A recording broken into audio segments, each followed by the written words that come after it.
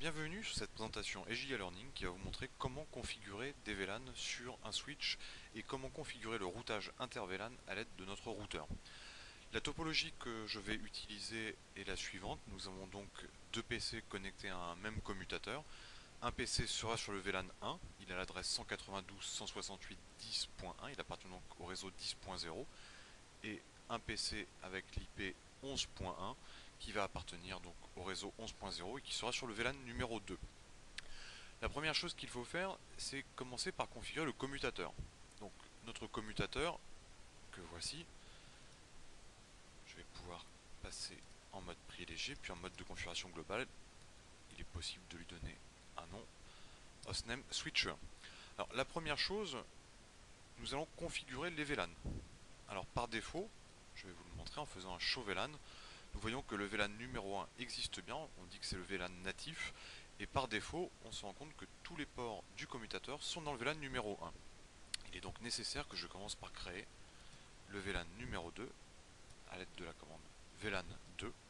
Je peux optionnellement lui donner un nom, par exemple marketing. Voilà.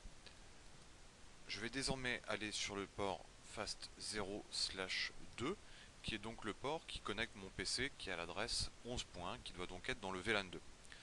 Je vais donc placer ce port dans le VLAN 2 à l'aide de la commande switch port access VLAN 2.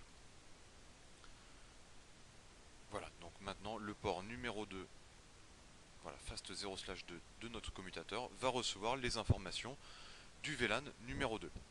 Il est désormais nécessaire de configurer la fast 0/24 qui est donc le trunk. Un trunk, c'est un lien physique qui va permettre de transporter plusieurs VLAN, c'est-à-dire plusieurs réseaux IP différenciés. Je vais donc aller en mode de configuration de cette interface et je la place en trunk à l'aide de la commande switch port mode trunk.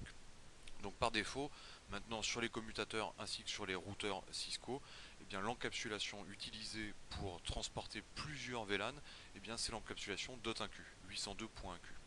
Donc je n'ai pas besoin de le modifier puisque automatiquement, eh bien les trames qui sortiront sur le trunk seront encapsulées en 802.1q. Voilà, il me reste maintenant à configurer le routeur. Donc je vais passer en mode privilégié, puis en mode de configuration globale, et je vais lui donner un nom, par exemple R1. Alors, notre commutateur est connecté à l'interface fast 0/0 de notre routeur. Je vais donc aller sur cette interface et je vais l'activer à l'aide de la commande no shutdown. Je vais lui préciser à l'aide de la commande no IP address que cette interface n'a plus d'existence en tant que telle, puisque effectivement, étant donné cette même interface physique va devoir accepter deux réseaux IP différents, je vais devoir utiliser des sous-interfaces. Je vais créer la première sous-interface à l'aide de la commande interface fast 0/0.1 qui sera donc ma première sous-interface. Je vais lui indiquer que l'encapsulation ne va plus être une encapsulation de type ARPA, mais bien l'encapsulation 802.1q comme nous l'avons vu au niveau du commutateur. Pour cela, je tape la commande encapsulation .1q et je dois maintenant préciser quel est le VLAN que va accepter cette sous-interface. C'est aussi l'information qui va être le tag et l'étiquette qui va être envoyée au moment où la trame va ressortir de notre routeur. La trame 802.q aura le tag du bon VLAN, donc à savoir le VLAN 1. Donc c'est la raison pour laquelle je tape ici 1.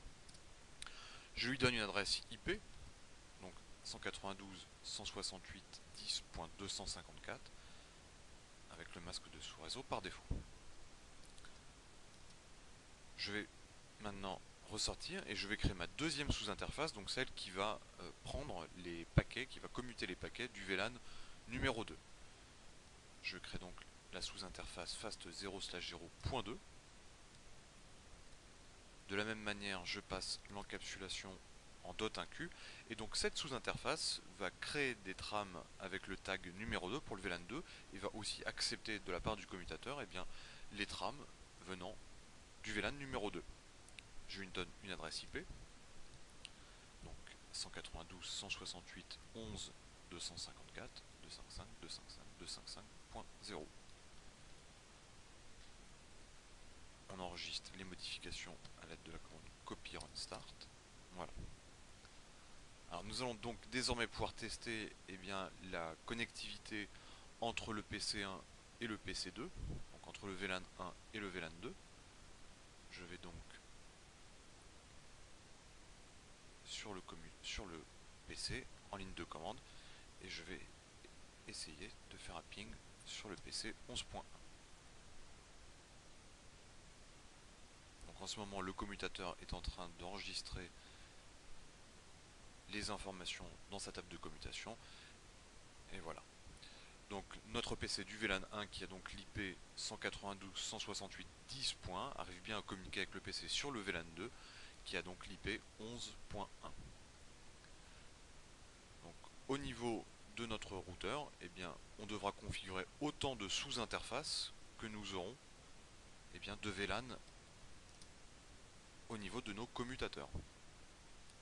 Donc là j'ai fait un showrun, on revoit bien l'interface fast 0/0.1 et on retrouve ici le mot-clé dont je vous parlais juste avant, qui est le mot-clé native puisque le VLAN 1 est le VLAN par défaut.